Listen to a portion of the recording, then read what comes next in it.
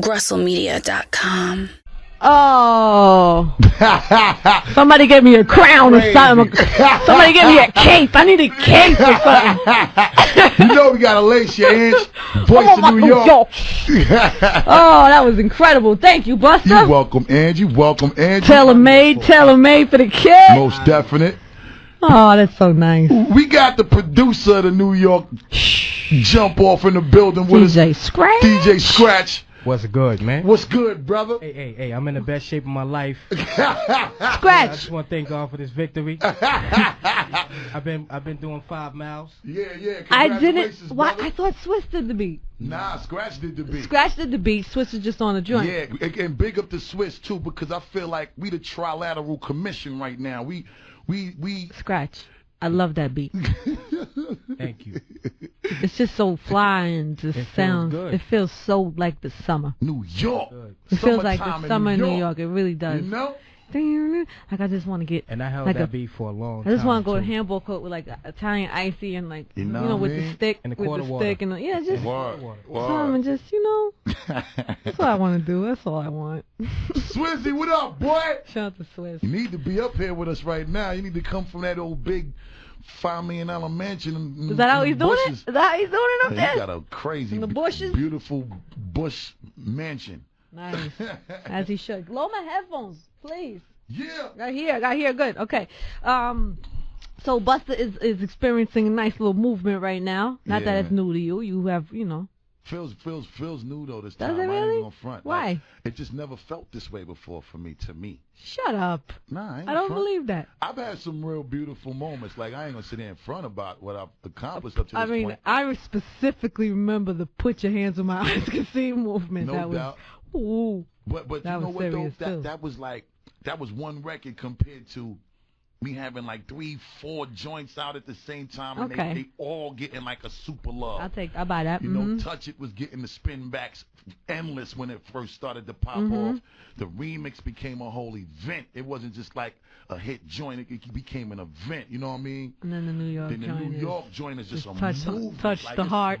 It's a movement. You know what I mean? Like I'm so proud of this joint. Like I'm so proud because like I was kind of the last one to be brought in on it. You know what I mean? On the New York Scratch, joint. Scratch came up with the beat, and then him and Swiss, they kind of created this idea for it, and then Nuts. they felt that I was the one that would best represent swinging the banner, being that I'm coming right now, and I ain't had an album out in a long time, and I put my time in as a thorough representative of New York. Absolutely. You know I what I remember mean? when we did the fashion show when you brought Papoose out. Absolutely. How you was really like, we really need to get this cracking over here. And I didn't even have the song at that point. At that point, no, You know but what you I was mean? still on the movement. But just making sure that New York get the swag back, because I'm just a little tired of hearing the complaining from people in New York about this and that, and we ain't this and we ain't that. All right, then do something about it then. Yeah. So my way of doing something about it, It really just boils down to hot records. Yeah, That's all it is. does. It just boils down to hot Put your records. work in, like, Nobody's favorites, And- picking favorites and- on and- any town or state. It's just we put your work in. need the hot joints. That's it. And don't be scared to help break the New York MC. Mm-hmm. That's another thing. I'll take that. You know what I mean? Like the New York. It's hard for like, especially you're talking about Papoose, so just a lot of new dudes, because they by themselves, they not coming in a set team. If they not coming in a set team, it's almost impossible But there's nowadays. dudes that are so worthy of being a part of strong teams. I just feel like a lot of the time, though, if a dude could become a potential threat to your team, a lot of the bosses in them teams be scared to put them on. Yeah. Because they scared that they 10 years of grinding might get erased by one 16-bar verse. So then there's no new people, which is what the problem is. That's the problem. The South been putting on the little Scrappies, the Young Bloods, the Young Jeezys, they all rocking together. Like ain't nobody scared of the next man getting they shine. It's enough paper for everybody. It's a lot of paper for everybody, and if we come through and continue to just rap. That's definitely a nice, interesting move. The Papoose collabo with Slay. I gotta big up Slay. You know what I mean? Slay definitely had enough trust in giving me the opportunity to show him and Pap. I gotta big up Pap crazy because they already had their buzz steaming in the street. You know what I mean? Like he's really worked. he's at the. I can't even imagine how many freestyles he's done in the past 2 years. It's crazy. The dude put out at least 14, 15 albums at this point. You know what I mean? And it ain't slowing down in the slightest way. You know what I mean? He got the new joint with me featured on it, again produced by Swiss Beats. You know what I mean? And it's just good to see. Sorry. No, what you gonna say? It's just the song is in my head. What am I supposed to do?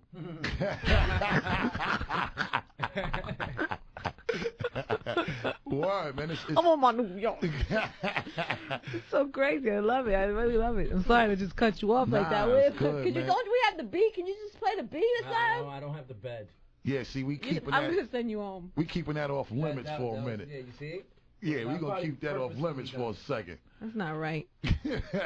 You want to rhyme on that record, you gotta go through the proper channels. Yes, man. Scratch, fork it over, Scratch, knock it off. All right, look, let me get my countdown started. Busta's here if you're just tuning in. Busta, you know, we do have to talk about some serious things because you, in the same breath of all this great stuff that's happened, you've also been through some really like unbelievable, horrible things in the past couple months. Yes, it's strange. And it's put you in weird situations, and I'm really curious about how you feel and how you've been dealing with it. And so we'll talk about that in a minute. I'll give you a second to adjust the mode so we can talk about some of that stuff. Definitely. Real quick too, I wanna big up the whole family of Proof from D12 because he was laid to rest today. You know what I mean? So condolences to Proof and his family and the whole Shady family, you know, Aftermath, Interscope, and just all of the loved ones and the people that was directly and indirectly connected to Proof on a personal level.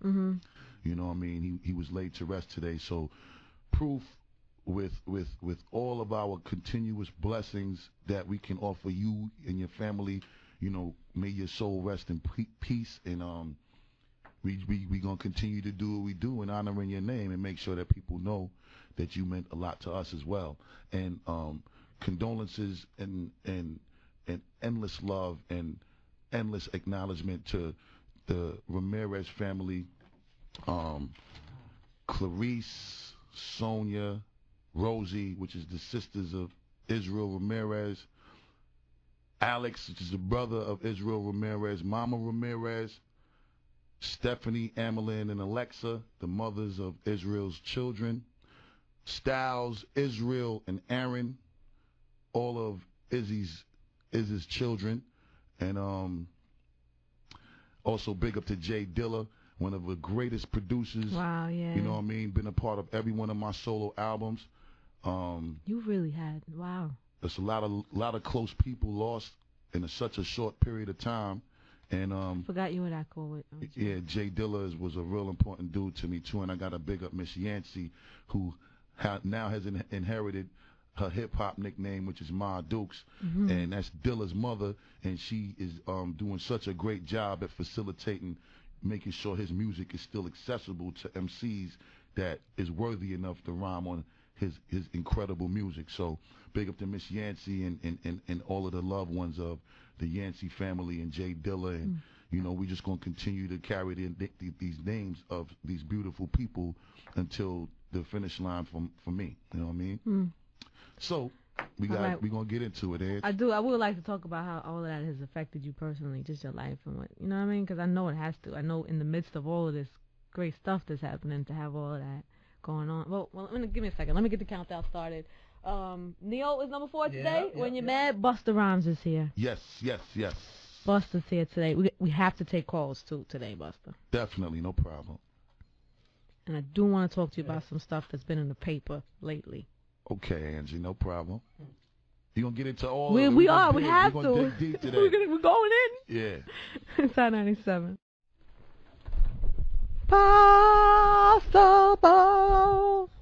I don't want to hear that. I like this. Yeah, this is crazy. Isn't that Twister? Crazy. Impossible. Kanye, Twister, Keisha Cole, Impossible is number 2 today on the countdown on Hot 97. Official number 1, Busta Rhymes is in the building. Yeah. Also, after the number 1 song today, I'm going to give somebody a trip to Puerto Rico.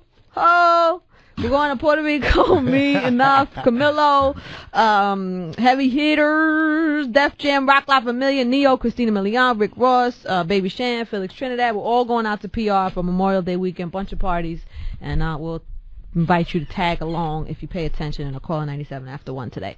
So Busta's here on his New York. Yeah, New York. Really making the movement right now happen. Man. It's good to see how it's all transpiring. It feels wonderful. Got a bigger flex, too, because after this New York thing started to pop off, it's like you got this weekly thing happening with the New York MCs. Last night I was sitting in my car. I was like, "Oh, I like what Flex is doing." Because the first time I thought it was just like a one time, and now I see what he's been doing. He's a part of the New York movement officially. I got a bigger Flex. Definitely. He's taking the initiative to start to provide a platform to help the dudes that don't get the opportunity to get this big radio look the way they should, and they just stuck to the mixtape circuit. Yeah, and it provides a place to show whether you could really you worthy or not, really, because they put 3-4 MCs in a room and go ahead. That's what it is. And then like that, let it be known what it is. I like that. I love that. Put everybody in the square and see who left standing. Yeah, Word. I like it too. Love that. I like it too. All right. So Busta, what can we talk about what happened at the video? I talked about being there, that I went to see you that day, the day of the remix video. Right. And for a second, I stopped by for a second, and then I was gonna actually come back and didn't. But what great spirits everybody was in, and you especially, like having everybody at the video shoot, and you were doing it out, I believe, out of your pocket, right? That video? Yeah, partially. All right, but it was something that you were really like happy to be doing. Yeah, I was really trying to spearhead. My whole thing is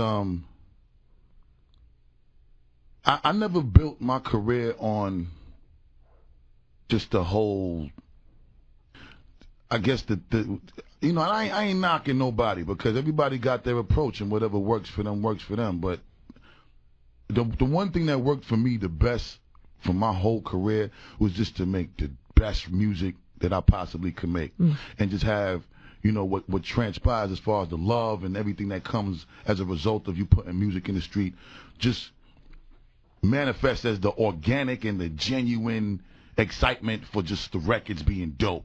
Not the additional hype that comes with the dramas and the disrespect and the beef and the this and the that. You know what I mean?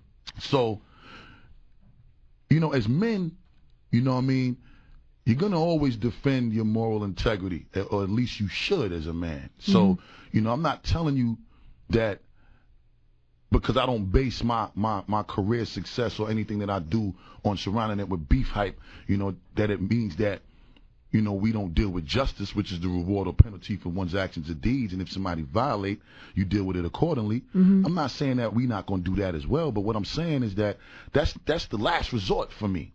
So what I was trying to do was to continue carrying out what has been the thing that has always worked for me, which was just putting great feel-good music out there and just dominating the scene that way.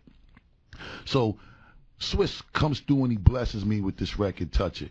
And, we make the marriage on the record, and I do my thing to it, and it becomes this record that just starts to, on its own, take its own life, and it starts to snowball effect into this vibe that nobody could refuse.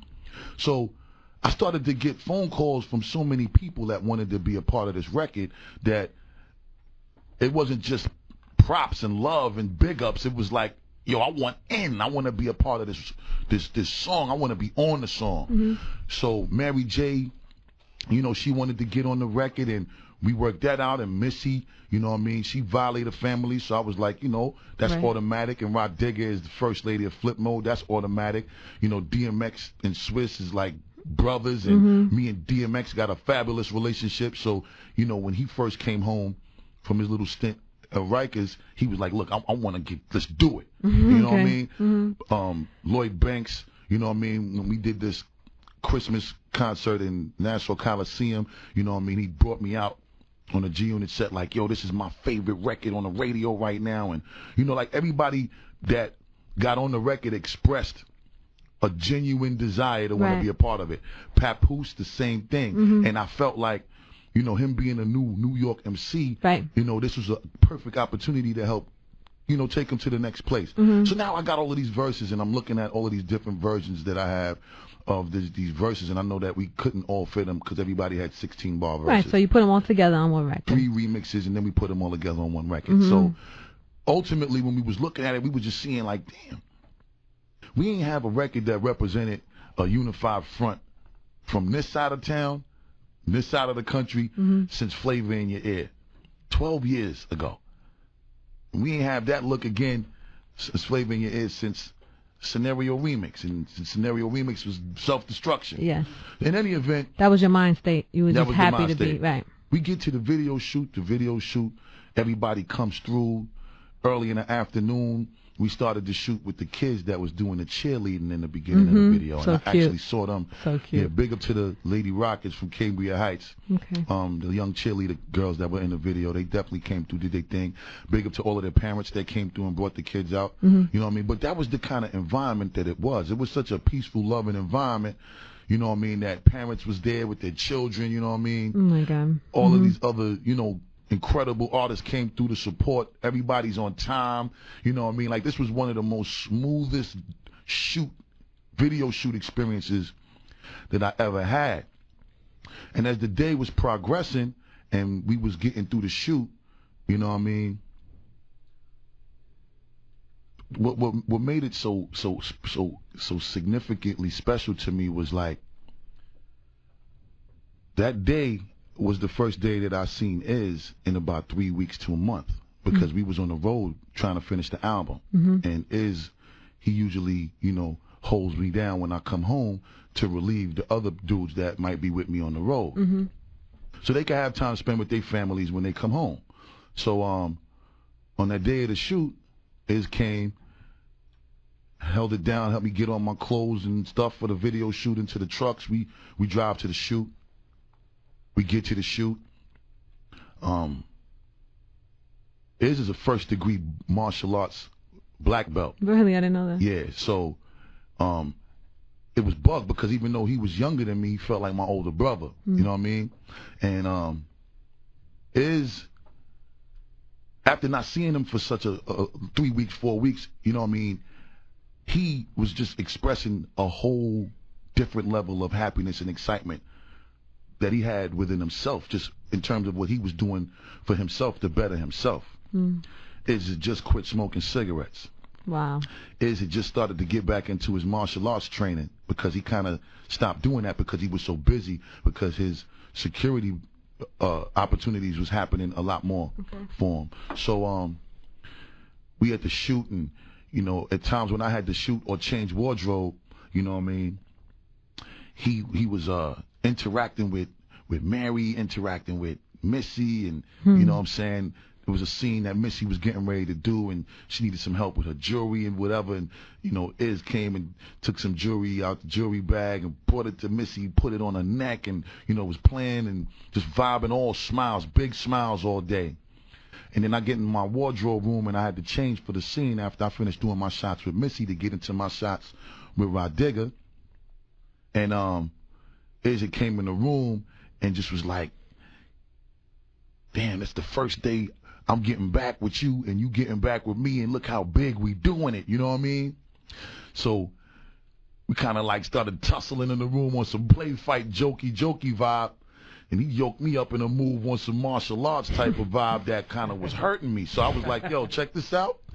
It's the wrong time to do this, Iz. I still got to shoot a couple more scenes. Don't have me looking like a cripple in the rest of my video. So, you know, we laughing and everything was cool, and then I started doing the scenes with Rod Digger, and then at that point, Melee started to transpire.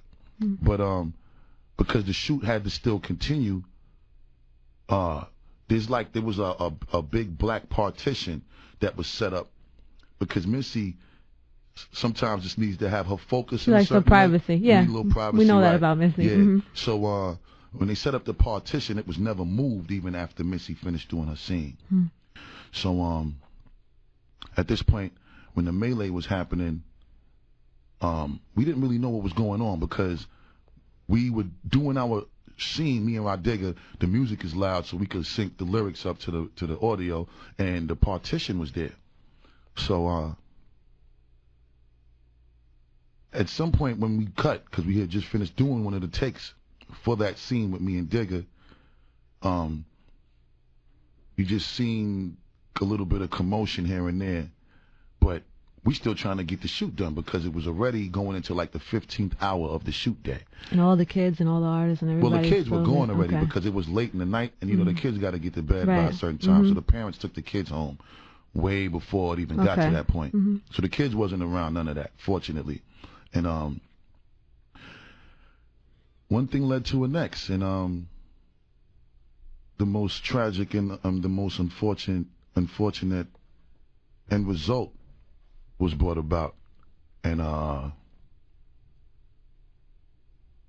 don't really know what kind of element in the universe would even create such a thing to transpire on such a day that was such a blessed one, and such a moment that was such a divine one. Because, like, again, I'm looking at this picture like the Gordon Parks flick in Harlem with all of the jazz classic artists, and I'm like, damn, man, look at this picture. Like, we got all of these people in one place at the same time. I felt it when I was there for a minute. I felt that vibe in there. No doubt. You know what I mean? Seen you briefly, and it was early in the day when you came through, and it was just such a beautiful vibe, man, that it was perfect because it was like in the midst of all of the just beefing going on in the industry with this person coming at that person on the record, that person coming at this person on the record, you was able to see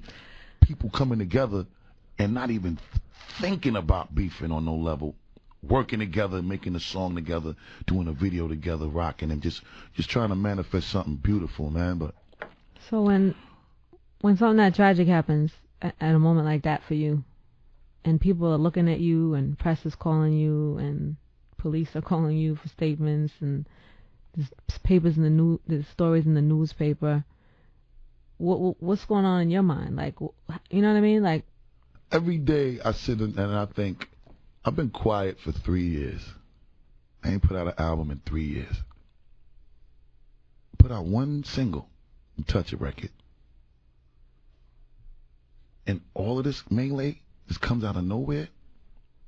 I don't know what the sign is or what perspective I'm supposed to put my life in right now, but I'm definitely identifying with something that's the illest reality check that I've ever gotten in a long time. I can see that. And I'm really just trying to just pay as close attention to it as I possibly can. But what's been going through my mind, especially when it just transpired, was especially like with the media and the newspaper, the Post and the Daily News and the New York Times and Newsday. The disrespect level that came from a media standpoint was so out of control to me, because the information that was circulating through these newspapers was just so far from just a rational place of how you would handle things, especially in a time of mourning. Like, where would be the consideration that would come from any of these people? Not the news, the newspapers don't have no consideration for time of mourning. Yeah, but people are still people, and I'm looking at them like, they people at the end of the day. Like, you know what? Oh gosh, we're wilding right now, right? Yeah. But there's so much about this that is so. I wonder too, because I know that you've taken some heat for not speaking out or not, I guess, cooperating with the police.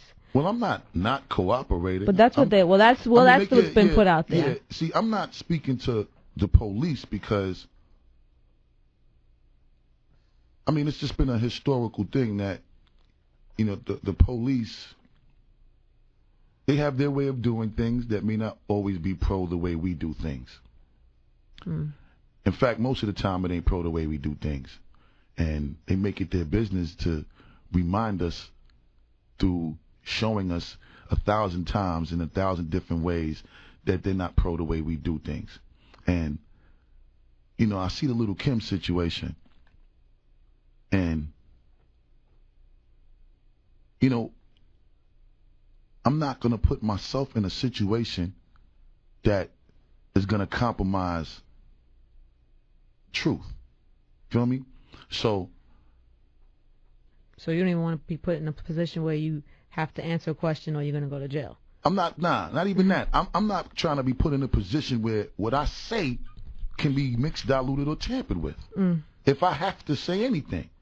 Because the only people that I need to speak to is Israel's family, Israel's children, and if it comes to a situation where we got to deal with a grand jury, I'm only speaking to my lawyer and the people at the grand jury. And, you know, that's if I have to speak to anybody. Now, for me, the truth is undisputed. So sometimes when you deal with the truth and you see that other people that are honest with themselves are going to deal with the truth, you really sometimes don't have to say anything, because the truth speaks louder than any word that you could utter. Yeah. So, you know, God willing, the situation transpires in that way. But the one thing that I do know and that I live with and that I lose a lot of sleep behind every night is his death is not going to be in vain. It ain't. And, you know, I got to live with that. So I don't really give a F about what people say or what people think. And I don't lose sleep behind what other people's opinions are. I got to die in my own iniquity at the end of the day. Right. And if that's what it is, then so be it. And, you know what I mean, I just want to make sure that everything is handled accordingly and in the most appropriate manner possible. And me speaking to 1,000 different police, that ain't appropriate. That's not according to the situation in terms of how it needs to be dealt with. And, you know, as long as I'm being guided properly and I'm consulting with the team of people that I have that is my support system, I'm going to follow that guidance and that consultation. That topic is a whole, it fires people up. That whole topic is a whole, we can have a whole show about that. Yeah, I'm pretty sure a lot of people may not agree with what I'm saying, and, you know, I respect that. Right. You know what I'm saying? But it's really easy for people to be opinionated when they're not in the situation themselves. You know what I mean? So, you know, it's cool for people to feel how they want to feel, but I got to live with the way I feel. Of course. We just went wild, but this was real. We had, you know, I'm not gonna interrupt real for the bonus. You know, this is, you know. So we can't skip that don't mean we skip the bonus. Oh, okay. We're gonna still play the bonus. Okay. You're gonna go straight to number one? No, we gotta get to New York. Joe. Let's get it scratches in. We gotta get scratches and scratches feet, man. Yeah. What do you feel about hollering at some people? Yeah, I'm repping Israel Ramirez on my New York-ish. There you go. And that's what it is. Swiss Beach, big up DJ Scratch. We did it, y'all. New York, feel proud about yourselves right now because we got our swag back. I'll let Busta 1-800-223-9797. GrussellMedia.com